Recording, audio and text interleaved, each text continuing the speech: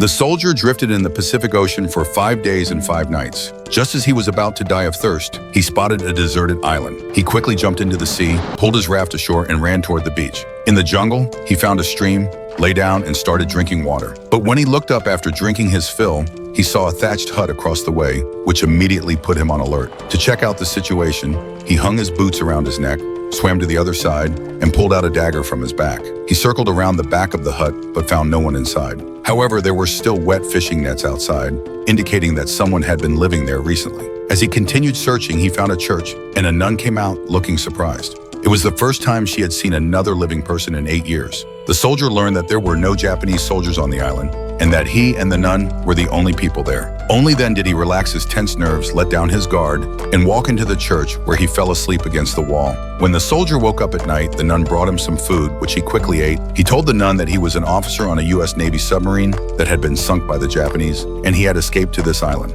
To avoid the war, he decided to stay on the deserted island. Since food was scarce, the soldier, who had wilderness survival training, took on the task of finding food. He cut down bamboo, sharpened it, and took the nun to the seaside to fish. Soon they spotted a sea turtle and quietly paddled towards it in a kayak.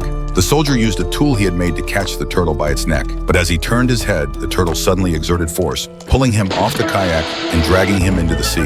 The nun was terrified and quickly paddled after him in a raft. Fortunately, the soldier could swim. When the turtle finally ran out of energy, he managed to grab onto the raft and get back to shore. They roasted and ate the turtle, but at that moment, the sound of a fighter plane roared overhead. Fearing discovery, the soldier tackled the nun and covered them both with a palm leaf. After the Japanese reconnaissance plane passed, he told the nun that it was scouting the island and that it would soon become a Japanese base. So he took the nun to hide in a cave.